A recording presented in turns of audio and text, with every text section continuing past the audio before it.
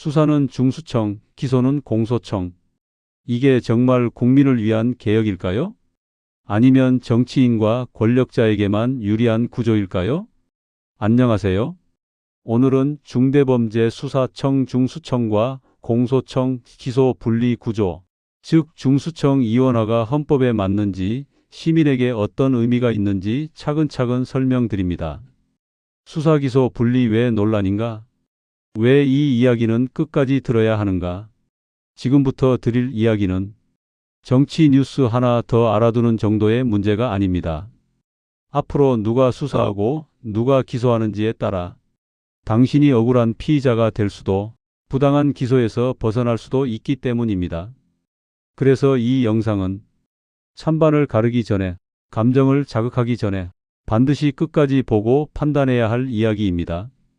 수사는 중수청, 기소는 공소청. 이 문장 단순한 행정 개편처럼 들리시나요?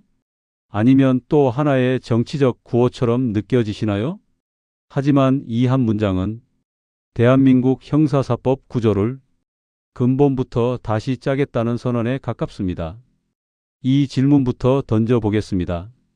이 제도는 정말 국민을 위한 개혁일까요? 아니면 정치인과 권력자에게 더 안전한 구조일까요? 그리고 더 중요한 질문이 있습니다. 이 제도가 헌법에 맞는지, 시민의 권리를 실제로 보호하는지 우리가 지금 정확히 이해하고 있는지 말입니다. 지금까지 우리는 검찰개혁, 수사권 조정, 기소 분리라는 말을 너무 많이 들어왔습니다. 그 과정에서 누군가는 이렇게 말했습니다. 검찰 힘을 빼야 한다.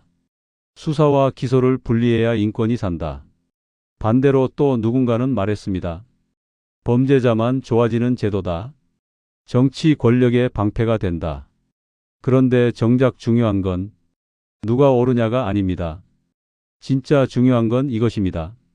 이 제도가 작동했을 때 당신이 조사실에 앉아 있는 시민이라면 상황이 어떻게 달라지는가입니다. 그래서 오늘 이 영상에서는 정치적 입장도 진영 논리도 내려놓고 오직 세 가지 질문만 다루겠습니다. 첫째, 중대범죄수사청, 즉 중수청의 이원화 구조는 헌법적으로 문제가 없는가? 둘째, 공소청이 기소와 공소유지를 전담하면 시민의 권리는 실제로 강화되는가? 셋째, 이 제도가 정치인이나 권력자에게만 유리한 구조인지 아니면 일반 시민과 변호사에게도 실질적인 도움이 되는지.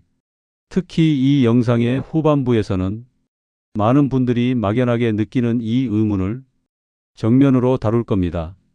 이거 결국 힘 있는 사람들만 빠져나가는 구조 아닌가요? 이 질문에 대해 감정이 아니라 헌법 구조와 실제 제도 설계 관점에서 답해 드리겠습니다. 먼저 한 가지 분명히 말씀드리겠습니다. 이 영상은 중수청을 무조건 옹호하지도 공소청을 무조건 비판하지도 않습니다. 왜냐하면 제도는 선악의 문제가 아니라 설계의 문제이기 때문입니다. 같은 제도라도 어떻게 설계하느냐에 따라 시민의 방패가 될 수도 있고 권력의 우산이 될 수도 있습니다. 그래서 지금 이 이야기를 끝까지 들어야 하는 이유는 단 하나입니다. 중수청과 공소청의 분리는 남의 이야기가 아니라 당신의 권리 구조를 바꾸는 문제이기 때문입니다. 오늘 이 영상을 다 보고 나면 적어도 이런 말은 할 수 있게 될 겁니다. 나는 이 제도가 누구에게 유리한지, 어디가 위험한지, 왜 논란이 되는지 이해하고 판단한다.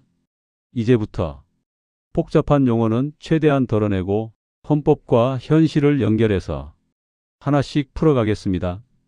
다음 장에서는 먼저 중수청 이원화 구조가 정확히 무엇이고 왜 등장했는지부터 차분하게 짚어보겠습니다. 끝까지 함께 보시죠. 중수청과 공소청 구조부터 정확히 이해해야 합니다. 이제부터는 찬반을 논하기 전에 구조 자체를 정확히 이해하는 것이 먼저입니다. 왜냐하면 이 제도는 이름만 들어서는 오해하기 쉽고 구조를 모르면 판단이 반드시 빗나가기 때문입니다. 먼저 중대범죄수사청, 이른바 중수청부터 보겠습니다. 중수청은 말 그대로 중대범죄 수사만 전담하는 기관입니다. 여기서 말하는 중대범죄란 일반 형사사건이 아닙니다. 대규모 부패 범죄, 대형 경제범죄, 선거범죄, 고위공직자 범죄, 방위사업 비리, 사회적 파장이 큰 참사 관련 범죄, 즉 수사 난도가 높고 정치 경제 권력과 얽힐 가능성이 큰 사건들입니다. 중수청은 이 사건들에 대해 직접 수사권을 가집니다. 압수수색, 계좌 추적, 참고인 조사, 피의자 조사까지 사실을 밝히는 단계에 집중합니다. 중요한 점은 이것입니다. 중수청은 기소를 하지 않습니다. 수사를 아무리 열심히 해도 이 사람을 재판에 넘길지는 중수청이 결정하지 않습니다. 그 역할을 맡는 기관이 바로 공소청입니다. 공소청은 수사기관이 아닙니다. 수사를 직접 하지 않고 현장에 나가 증거를 수집하지도 않습니다. 공소청의 역할은 명확합니다.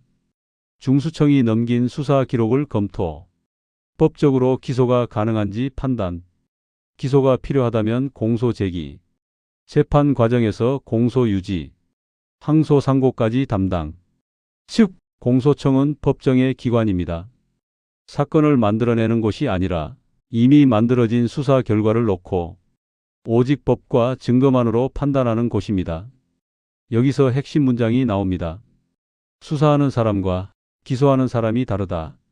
이 한 문장이 이번 제도 개편의 전부라고 해도 과언이 아닙니다. 왜 이 분리가 중요할까요? 기존 구조에서는 수사와 기소가 한 조직 안에 있었습니다. 그러다 보니 이런 문제가 반복됐습니다. 수사 단계에서 한번 방향이 정해지면 그 판단을 뒤집기 어렵고, 기소 단계에서도 같은 논리가 유지되고, 재판에서도 같은 주장을 반복하는 구조. 쉽게 말해 처음 생각이 끝까지 간다는 구조였습니다. 이게 항상 나쁜 건 아닙니다. 하지만 문제가 되는 순간은 분명히 있었습니다. 특히 정치적 사건, 여론이 뜨거운 사건, 상징성이 큰 사건일수록 기소의 객관성이 흔들릴 수 있었습니다. 중수청 공소청 구조는 이 지점을 끊어내려는 시도입니다. 중수청은 사실이 무엇인지에만 집중하고, 공소청은 이 사실로 재판에 넘길 수 있는지만 판단합니다. 이 과정에서 공소청은 이렇게 질문합니다. 증거가 법정에서 버틸 수 있는가? 절차상 위법은 없는가? 유죄 입증 가능성은 충분한가? 이 질문에 명확히 답할 수 없으면 기소하지 않을 수 있습니다. 이 구조가 의미하는 바는 분명합니다. 기소는 수사의 연장이 아니라 수사에 대한 검증 단계가 됩니다. 시민의 입장에서 보면 이건 매우 중요한 변화입니다. 왜냐하면 수사는 공격이고 기소는 국가가 개인에게 던지는 가장 강력한 법적 선언이기 때문입니다. 정리하겠습니다. 중수청과 공소청의 분리는 검찰을 없애는 이야기도 아니고 범죄를 봐주는 구조도 아닙니다. 역할을 나눈 구조입니다. 중수청 사실을 밝히는 기관, 공소청 책임을 판단하는 기관. 이 차이를 이해하지 못하면 이 제도는 계속 오해받을 수밖에 없습니다.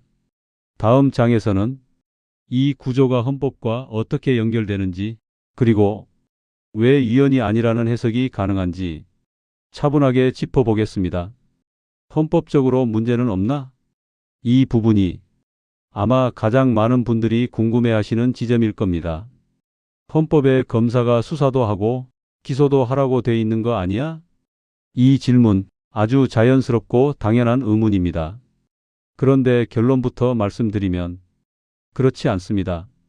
대한민국 헌법을 차분히 살펴보면 검사라는 존재는 등장하지만 검사가 어떤 일을 반드시 해야 한다고까지는 구체적으로 적어놓지 않았습니다. 헌법에 나오는 건 주로 이런 내용입니다. 영장은 검사가 청구한다. 체포와 압수수색에는 검사의 관여가 필요하다. 이 정도입니다. 다시 말해 헌법은 검사라는 직업을 전제로 하고 있을 뿐 검사가 수사와 기소를 모두 독점해야 한다고 명시하고 있지는 않습니다. 이 점에 대해 헌법재판소도 비교적 일관된 입장을 보여왔습니다. 헌법재판소는 이렇게 정리합니다. 검사의 구체적인 권한 범위와 내용은 입법자의 판단 영역이다. 이 말은 무슨 뜻일까요? 국회가 법을 통해 검사의 역할을 어떻게 나눌지, 어디까지 맡길지를 정하는 것은 헌법에 위반되지 않는다는 의미입니다. 그래서 수사권과 기소권을 분리한다고 해서 곧바로 헌법을 어기는 것은 아닙니다.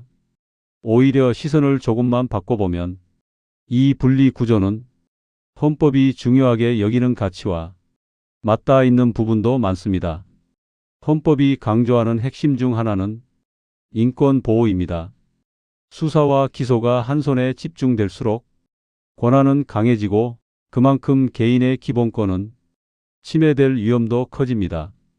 또 하나는 중수청과 공수청 분리는 권력의 집중을 막는 것입니다.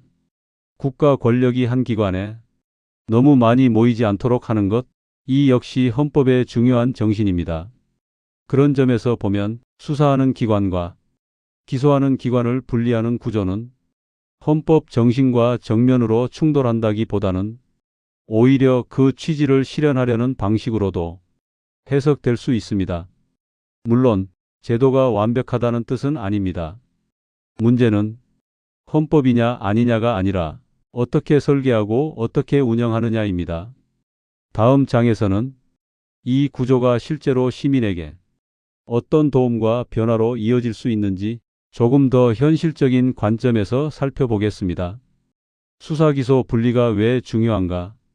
기존 구조의 가장 큰 문제는 사실 아주 단순한 한 문장으로 정리됩니다. 내가 수사하고, 내가 기소하고, 내가 법정에서 주장한다. 이 구조가 왜 문제가 될까요? 수사를 시작하는 순간 사람은 누구나 하나의 가설을 세웁니다. 이 사람이 범인일 가능성이 크다. 이 방향으로 가면 설명이 된다. 문제는 그 다음입니다. 그 가설이 수사 과정에서 틀릴 수도 있다는 점을 스스로 인정하기가 매우 어렵다는 것입니다. 기존 구조에서는 수사 단계에서 형성된 판단이 기소 단계로 그대로 이어지고 재판 단계에서도 같은 논리로 반복됩니다. 그러다 보니 이런 현상이 생기기 쉽습니다. 불리한 증거는 부차적인 것으로 밀리고 유리한 증거는 과도하게 강조되고 그래도 이 정도면 기소는 해야 한다는 판단이 굳어집니다. 이걸 법학에서는 자기 확증 편향이라고 부릅니다. 한번 세운 결론을 스스로 계속 확인하려는 인간의 본능입니다. 중수청 공소청 분리의 핵심은 바로 이 지점을 제도적으로 끊어내는 데 있습니다. 중수청은 수사만 합니다. 사실을 최대한 많이 모으고 혐의를 입증하려 노력하지만 그 결과로 사람을 재판에 넘길 권한은 없습니다. 반대로 공소청은 수사를 하지 않습니다. 직접 조사에 관여하지 않았기 때문에 수사 과정에서 생길 수 있는 감정, 집착, 방향성에서 상대적으로 자유롭습니다. 공소청의 시선은 조금 다릅니다. 의심스럽다가 아니라 법정에서 유죄를 입증할 수 있는가? 이 질문 하나에 집중합니다.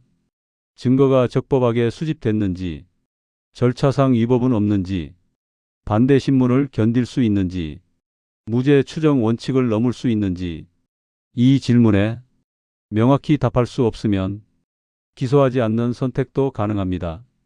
이 구조는 범죄자를 봐주기 위한 장치가 아닙니다. 오히려 기소라는 국가 권한을 더 무겁게 사용하는 구조입니다. 기소는 개인의 인생을 뒤흔드는 행위입니다. 직장, 가족, 사회적 평판까지 모두 영향을 받습니다. 그만큼 기소 이전에 한 번 더 걸러내는 장치는 시민의 입장에서 보면 결코 가벼운 변화가 아닙니다. 이 제도에 대해 시민들이 가장 많이 걱정하는 지점도 짚고 가야 합니다. 수사와 기소가 분리되면 결국 돈 있는 사람, 막강한 변호사 집단을 선임할 수 있는 사람이 더 유리해지는 것 아니냐는 우려입니다. 이 걱정은 막연한 불신이 아니라 현실에 근거한 문제 제기입니다. 실제로 형사 절차에서는 변호사 선임 시점과 규모, 대응 속도와 기록 분석 능력이 사건의 방향에 영향을 미치는 경우가 있습니다. 그래서 시민들 사이에서는 세상은 결국 돈이 권력 아니냐는 말이 나옵니다. 이 지점에서 분명히 짚어야 할 사실이 하나 있습니다. 중수청 공소청 분리 구조는 돈 많은 사람이 더 유리해지기 위한 제도로 설계된 것은 아닙니다. 이 제도의 본래 목적은 기소 이전 단계에서 사건을 한 번 더 걸러내는 구조를 만드는 데 있습니다. 즉, 누가 더 강한 변호사를 쓰느냐의 문제가 아니라 애초에 법정으로 가야 할 사건인지 아닌지를 독립적으로 판단하자는 취지입니다. 다만 이 제도가 시민에게 진짜 도움이 되기 위해서는 전제가 반드시 필요합니다. 국선변호 제도의 실질화, 초기 수사 단계에서의 변호인 참여 보장, 기록 열람 복사권의 확대와 같은 방어권 장치가 함께 작동해야 합니다. 이 장치들이 빠진 상태에서라면 어떤 제도든 경제적 격차를 그대로 반영하는 구조가 될 수 있습니다. 그래서 이 제도의 성패는 권력자에게 유리한가가 아니라 돈 없는 시민도 억울함을 말할 수 있게 설계되었는가에 달려 있습니다. 이 질문을 던지는 시민의 우려 자체가 이 제도를 더 안전하게 만드는 가장 중요한 기준입니다. 정리하면 이렇습니다. 수사기소 분리는 수사기관을 불신해서가 아니라 사람은 누구나 실수할 수 있다는 전제에서 만들어진 제도적 안전장치입니다. 그리고 그 안전장치는 결국 시민의 권리를 향해 작동합니다. 이 구조가 실제로 시민에게 어떤 도움과 편익으로 이어지는지 더 구체적으로 살펴보겠습니다. 시민에게 어떤 도움이 있나? 이제 가장 중요한 질문으로 들어가겠습니다. 이 제도가 정말 시민에게 도움이 되느냐? 바로 그 문제입니다. 결론부터 말씀드리면 중수청 공소청 분리는 시민에게 최소 3겹의 안전장치를 제공합니다. 무리한 수사 구조적으로 줄어듭니다. 기존 구조에서는 수사를 시작한 검사에게 끝까지 가야 할 유인이 존재했습니다. 수사가 길어질수록 이미 들인 시간과 노력이 많아질수록 이제 와서 틀렸다고 말하기 어려운 구조였기 때문입니다. 그 결과가 무엇이었을까요? 별건 수사, 먼지털이식 수사, 정치적 의도가 의심되는 수사 논란이 반복됐습니다. 하지만 중수청과 공소청이 분리되면 수사기관은 기소까지 책임지지 않습니다. 즉, 어떻게든 엮어 기소해야 할 이유 자체가 줄어듭니다. 이 변화는 시민 입장에서 명확합니다. 괜히 수사 대상이 될 가능성이 낮아집니다. 기소는 훨씬 더 신중해집니다. 공소청은 수사를 하지 않습니다. 직접 압수수색을 하지도 피의자를 조사하지도 않습니다. 그 대신 오직 한 가지 기준으로만 판단합니다. 이 사건은 법정에서 유죄를 입증할 수 있는가? 이 구조에서는 일단 기소하고 법원에서 보자는 방식이 통하지 않습니다. 증거가 부족하면, 논리가 허술하면 공소청 스스로가 책임을 져야 하기 때문입니다. 시민 입장에서 이는 무엇을 의미할까요? 형사재판에 끌려갈 가능성 자체가 낮아진다는 뜻입니다. 억울한 기소를 막는 이중 안전장치. 가장 중요한 변화는 여기입니다. 기존에는 수사한 사람이 기소까지 결정했습니다. 판단 주체가 하나였습니다. 하지만 분리 구조에서는 수사 결과를 전혀 다른 조직이 다시 검토합니다. 이 과정에서 과도한 해석은 걸러지고 불충분한 증거는 문제로 지적됩니다. 시민의 입장에서는 한 번 더 브레이크가 걸리는 셈입니다. 억울한 기소를 막을 수 있는 제도적 완충 장치가 생기는 것입니다. 정리하면 이렇습니다. 중수청 공소청 분리는 권력을 위한 제도가 아니라 평범한 시민이 수사와 기소의 위험으로부터 한 단계 더 보호받기 위한 구조입니다. 제도는 완벽할 수 없습니다. 그러나 적어도 권한이 한 손에 몰리는 구조보다는 나뉘어 견제되는 구조가 시민에게 유리합니다. 이 점은 분명합니다. 정치인에게만 유리한 제도인가? 이 질문 정말 많이 나옵니다. 이거 결국 정치인들 보호해주는 제도 아니냐는 의심입니다. 하지만 구조만 놓고 보면 오히려 정반대에 가깝습니다. 왜냐하면 이 제도에서는 정치 사건일수록 더 엄격한 절차를 거치게 되기 때문입니다. 현재 구조를 다시 보면 이렇습니다. 수사는 중수청이 전담하고 기소는 공소청이 법리와 증거만으로 판단합니다. 여기서 중요한 포인트가 하나 있습니다. 정치 사건은 대부분 사회적 파장이 크고 증거 해석이 민감하며 기소 순간부터 정치적 논란이 됩니다.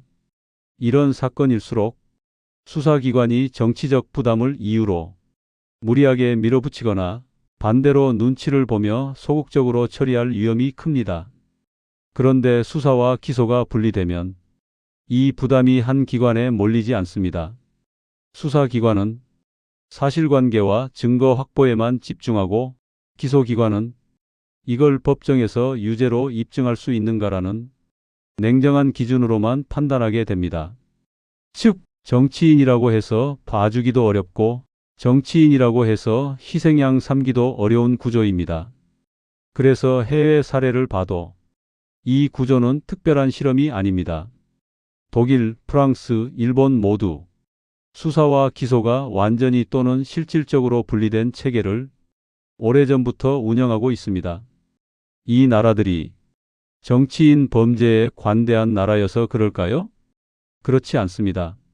오히려 정치적 중립성과 사법 신뢰를 지키기 위해 이원화 구조를 택한 것입니다. 정리하면 이렇습니다. 중수청 공소청 분리는 정치인을 위한 방패라기보다 정치 사건을 더 엄격한 법의 틀 안에 묶어두는 장치에 가깝습니다. 이 점은 감정이 아니라 구조와 비교법적으로 봐야 이해되는 부분입니다. 변호사 법조인에게는 어떤 변화가? 이 제도를 변호사 법조인의 시선에서 보면 변화는 꽤 분명합니다. 가장 큰 차이는 사건의 흐름이 훨씬 명확해진다는 점입니다. 지금까지는 수사 단계와 기소 단계가 사실상 하나로 이어져 있어서 수사 대응과 기소 대응이 뒤섞이는 경우가 많았습니다. 하지만 중수청과 공소청이 분리되면 사건은 세 단계로 또렷하게 나뉩니다. 첫째, 수사 단계.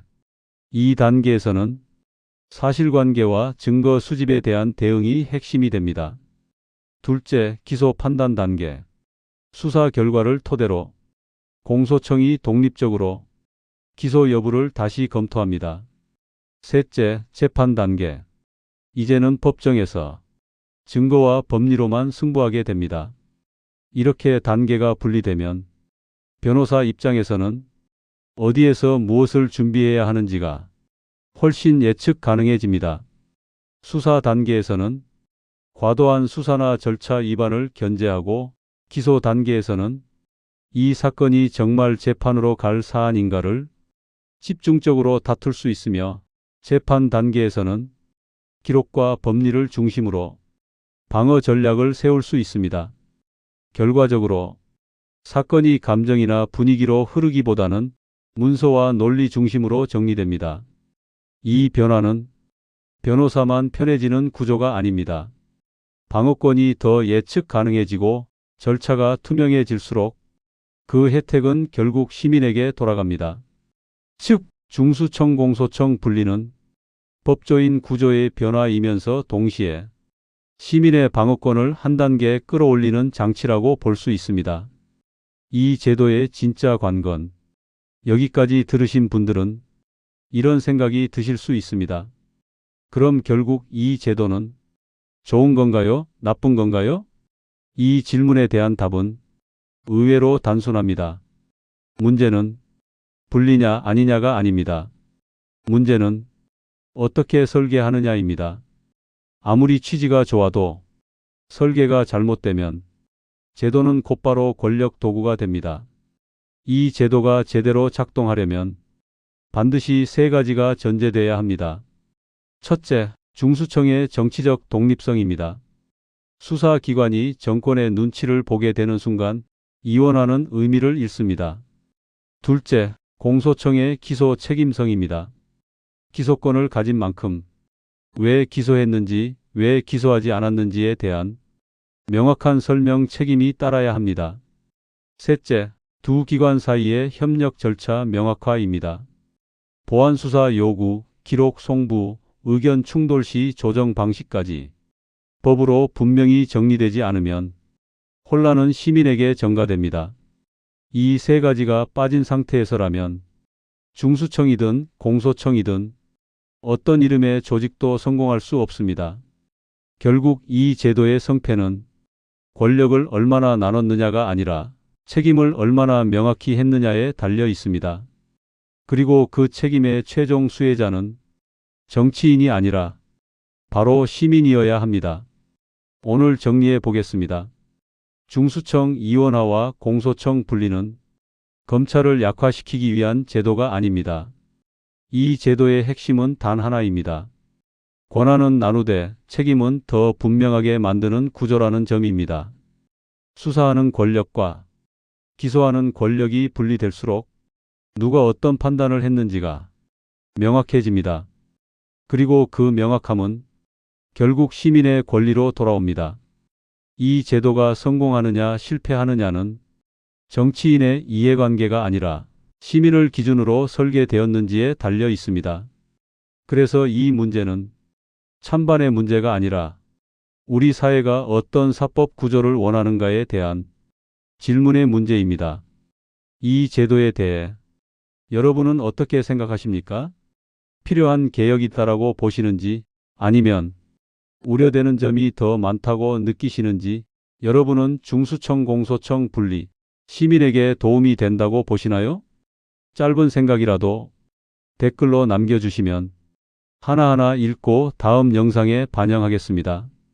다음 영상에서는 헌법재판소가 판단한다면 어떤 쟁점을 볼지, 실제 사건에서는 무엇이 어떻게 달라질지 구체적인 사례로 설명드릴 예정입니다. 구독과 좋아요, 댓글 달아주시면 어려운 법 이야기를 정치적 선동 없이 시민의 눈높이에서 풀어가는데 큰 힘이 됩니다. 끝까지 시청해 주셔서 감사합니다.